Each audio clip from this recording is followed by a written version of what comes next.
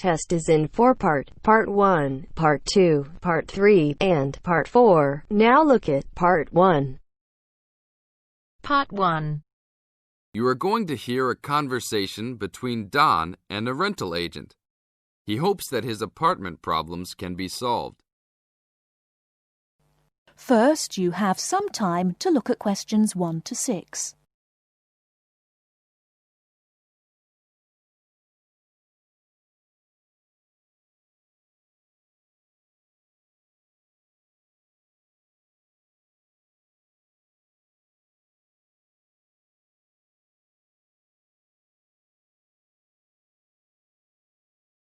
We shall begin. You should answer the questions as you listen, because you will not hear the recording a second time. Listen carefully and answer questions 1 to 6. Good morning. I am a rental agency. How can I help? Oh, hello. I'm ringing about some problems I'm having with my apartment. Yes, of course. If I can just get a few details first. What's your name? Don Chester. How do you spell that? Chester. Okay. And the address? Apartment 4, 18 Ruby Lane. Ruby Lane. And that's in Newbridge. Oh, yes, I know the one. Could I ask how long is the lease? It's for a year. And you moved in on? Last week, on 24th May. Good, thanks. Now, what are the problems you found? Well, nothing too serious, you know, but a few things that have been building up over a few days. Yes, of course. Well, the first thing is the fridge. The seal on the door is decayed, and we have a small child and need to keep milk cool, so we need to get that done straight away. Okay, that's the fridge for immediate repair. And then there's a little problem with the gas water heater. Uh-huh. The switch is broken. Right. It's not serious and we can still use it. But if you can send somebody over in the next couple of weeks or so, that'd be great. Okay, I've got that. Then we're worried about the front windows. Are they broken? No, but there are no blinds on them. And you know, with privacy these days. And when would you like those done? Oh, it's not really urgent. But there are only thin curtains on the windows, and people are walking past. Yes, we'll have those done for you by next week, don't worry.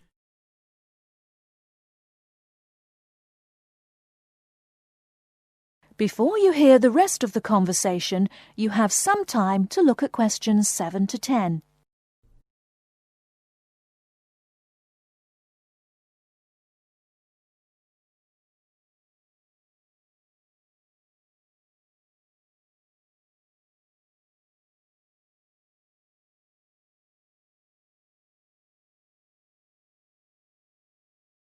Now listen and answer questions 7 to 10.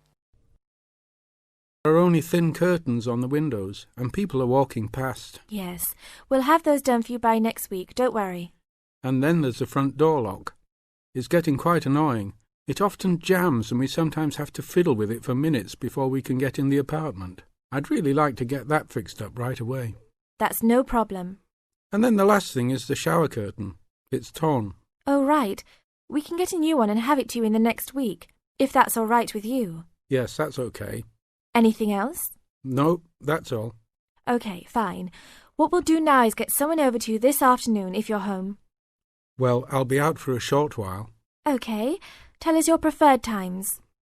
Well, the best time is about 2 o'clock. I'd have to check that with him. And if he can't get there then, what would be your second preference? Oh, any time up to 6 p.m. would be fine. Okay, I've got that. Great. Thanks very much. That's fine. Thank you for calling. Goodbye. Goodbye. That is the end of Part 1. You now have half a minute to check your answers.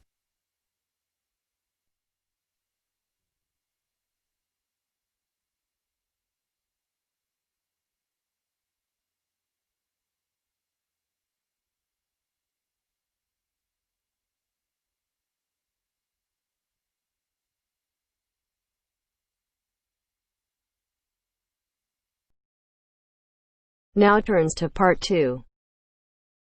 Part 2. First, you have some time to look at questions 11 to 16.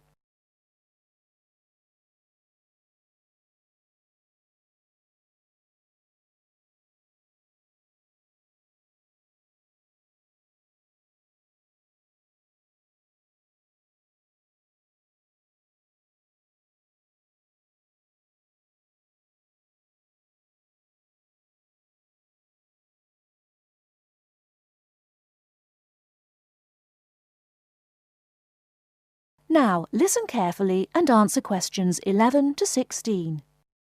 I'm here today with Helen Warner, who has been a vegetarian for many years and is going to talk a little about vegetarianism. Helen, the concept of vegetarianism seems to have interested a number of our listeners, who have sent in some questions. To begin, what made you want to become a vegetarian? Well, when I was 16, I had friends who were vegetarian and they introduced me to the idea. My parents were typical of their generation and ate meat at least 3 or 4 times a week, so I didn't really think about it too much until a few years later. It was while I was at university that I really thought about it and decided that it was unfair to eat meat when there are so many alternatives available. Is there anything you miss about not eating meat? No, not really. As I said, there are so many substitutes available these days, perhaps the most important of which comes from the soya bean. Soya is so versatile and is the staple substitute for most vegetarians. So what about the nutritional value of vegetarian food? Isn't it true that there are some vitamins that you can't get from soya or vegetables alone? Surely people need these vitamins. Yes, that's correct. But actually there is only one vital vitamin that is only present in meat. That's vitamin B12. Most vegetarians are aware of the implication of this and actually take B12 supplement in the form of tablets. Of course, the way you cook vegetables is also very important in preserving vitamins.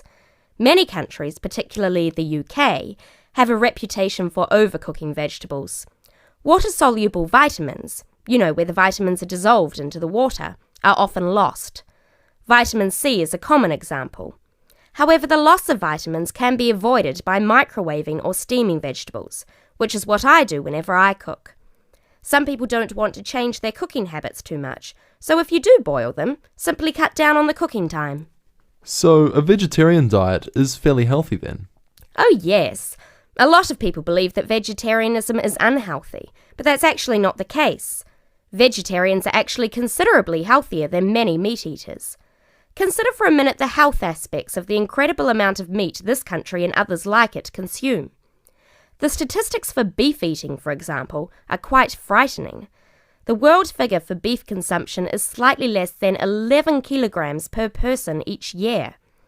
Yet in Europe, the average consumption is nearly double that at 21 kilos per person. And in the USA, it is even worse, with the average person eating 44 kilograms of beef every year.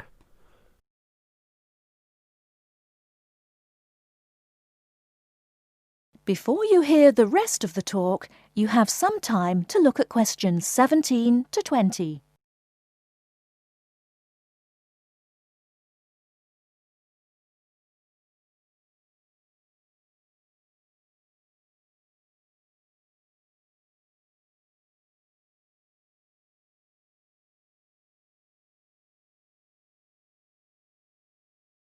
Now listen and answer questions 17 to 20.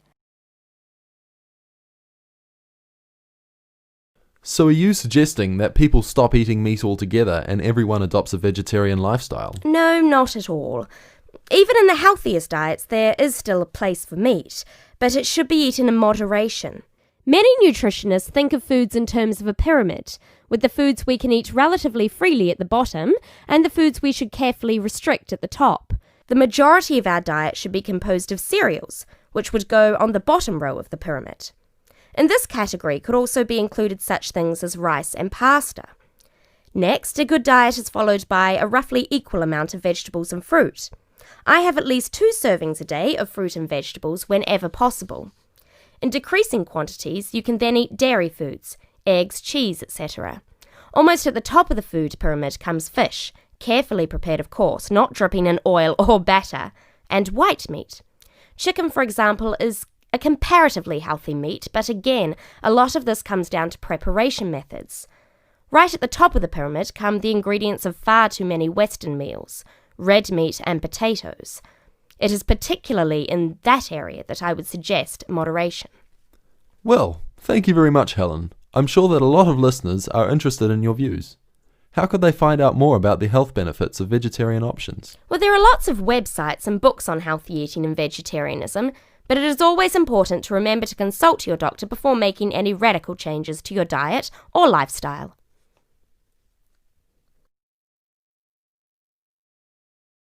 That is the end of part 2. You now have half a minute to check your answers.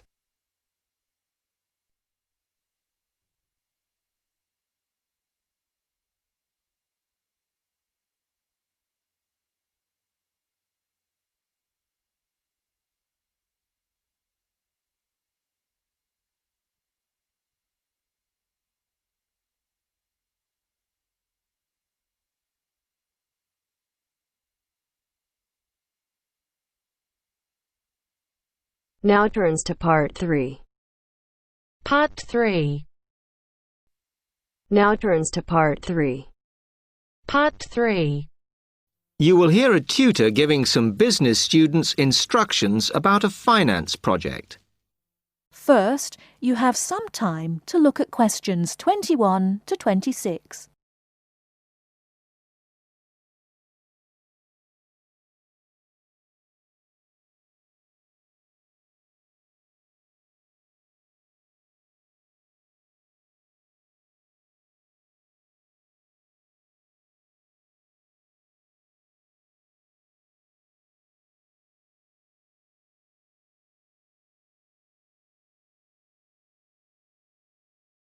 Now listen carefully and answer questions 21 to 26. OK, can you quieten down, please? Now, today I'm going to talk to you about your assignment. We've been studying the effects of the exchange rate, so I'm going to give you a project to do on this. Right, can you make some notes while I'm talking? The first thing that I'd like you to do in order to prepare this is to select where you're interested in. I mean, which country, and therefore which currency you're going to be operating in. OK, now the purpose of the project is to make money, and I'm hoping some of you will make a significant amount. So, I want you to suppose that you have £100 that you will have to invest purely in the rises and falls of the exchange system. In other words, you'll be trying to predict rates. This is a project that you'll be doing together, but before you work together, you'll have to go off and research what you need to know about the economy of that country and how well it's doing or is expected to do in the near future.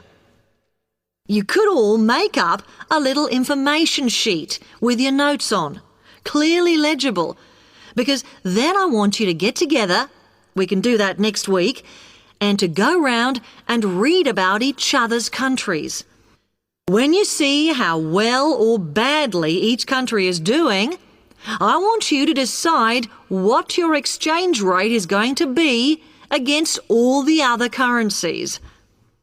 After that is all sorted, what you're going to do is go round the other students and attempt to sell your money to the others.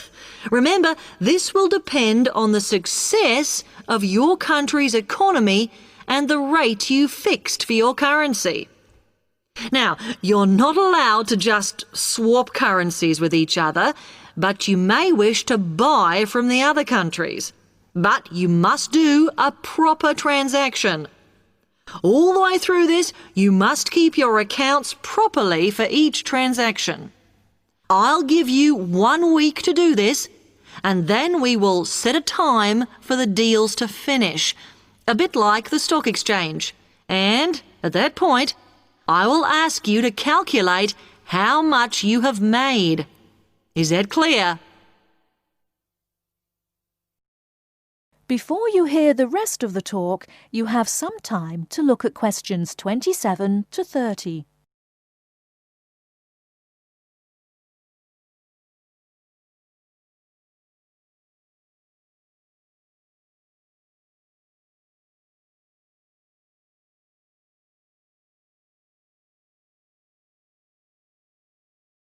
Now listen and answer questions 27 to 30.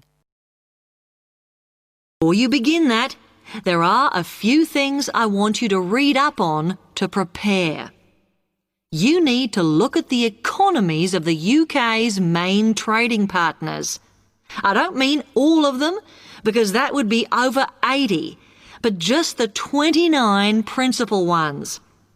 There are summaries in the last 3 books on the book list I've given you. And so that you can practice applying the criteria on assessment I gave you, I'd then like you to focus just on one sector across all the countries.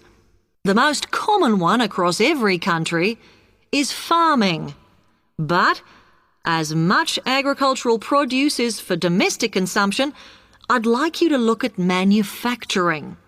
Then, I would like you to do a detailed investigation of one particular aspect. I was going to give you a choice, but I think as we've just started the course, it's better if we all look at the same thing, and then we can discuss it in the seminars. So the thing I'd like you all to look at is fluctuations in import prices. Now, you need to do all that before you start the project, as it will help you assess the economies of the countries you'll be representing in the project. Don't worry, you've got plenty of time. Exam week is December the 8th. Then it's the holidays until January the 6th, so I don't need the project in till February the 5th. Is that okay? Now, any questions on this?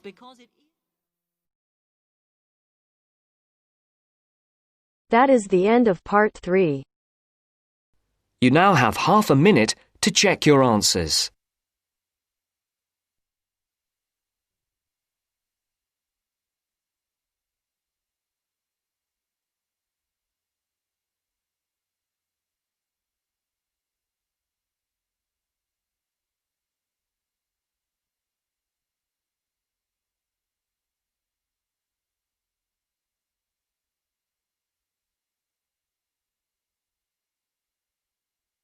Now turns to part 4. Part 4. You will hear a student giving a presentation about some ways of dealing with the problems of urbanization and city growth. First, you have some time to look at questions 31 to 40.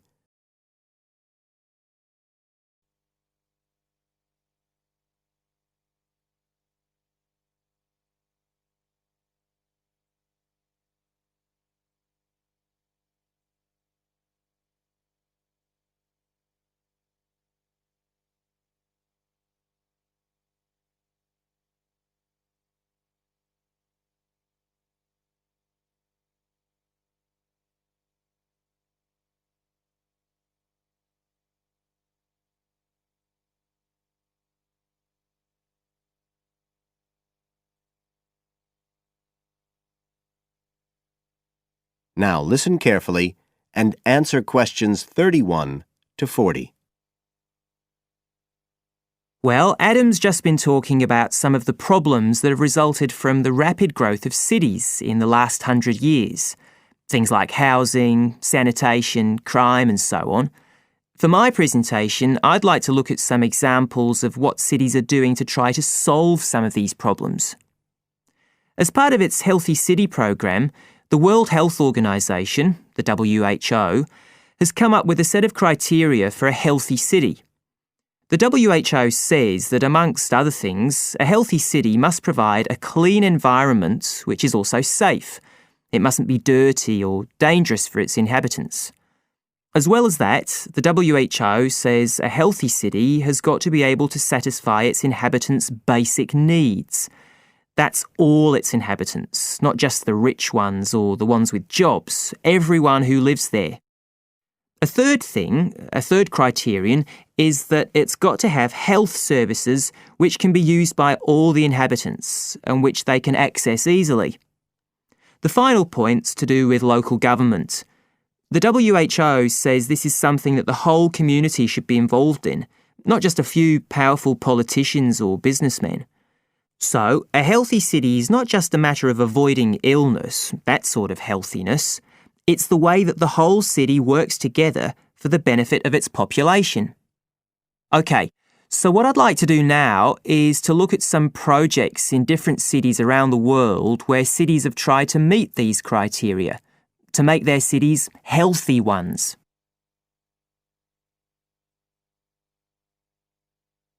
Right. The first project I'm going to discuss took place in Sri Lanka, and this project was called the Community Contract System. Its aim was to improve the places where the poorest section of the population lived, the squatter settlements. Basically, the problem was lack of infrastructure, things like drains, paths, wells for water and so on. So, a program was set in place to construct this infrastructure. But what was different about it was that the residents did this, the people who actually lived there, not people from outside. And this meant that not only did the people end up with improved housing and infrastructure, but also, because they had contracts with the community, it improved their chances from an economic point of view. So that's a way the lives of people in one urban environment were improved. The next project I'd like to discuss took place in the capital city of Mali in West Africa. This project involved setting up a cooperative to try to solve the problems of sanitation in the old central quarters of the city. One of the main problems was a lack of a system for garbage collection, which meant that there were a lot of insects, and this was causing disease. And again, it's interesting to look at who was involved in dealing with this problem. In this case, the cooperative involved students who had graduated from secondary school in getting a system going. As well as that, the cooperative set up a campaign to educate the public about the importance of good sanitation through showing films and setting up discussion groups among the local people, especially women and adolescents. And the outcome was an increased environmental awareness, which led to changes in household behaviour, as well as improved living conditions. OK, the third project was in Egypt, just outside the capital, Cairo, which is a city that's grown very rapidly in the last few decades. This project was based in a women's centre in a poor area called Makatam. The aim of the project was to support girls, young women from the area from poor families. So these were women who had no education. They'd never been to school, so they were totally illiterate, and they had no chance of getting jobs. At the Women's Centre, they were shown how to sew and how to weave, and once they'd learned these skills, they were given the equipment, a sewing machine or a loom, so that they could make things to sell and had a chance of earning their own living. And this project has meant that these young women have greater status in the community, but as well as that, they can enjoy a better quality of life. So I don't think the problem is that cities are bad. This world and its cities have the resources to provide for the population that lives there. What it takes is a stronger will and a better distribution of resources.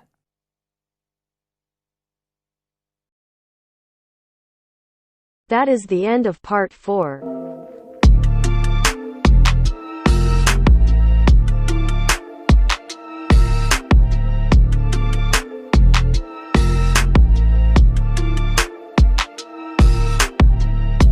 That is the end of the test. You now have 10 minutes to transfer your answers to your Ielts listening answer sheet.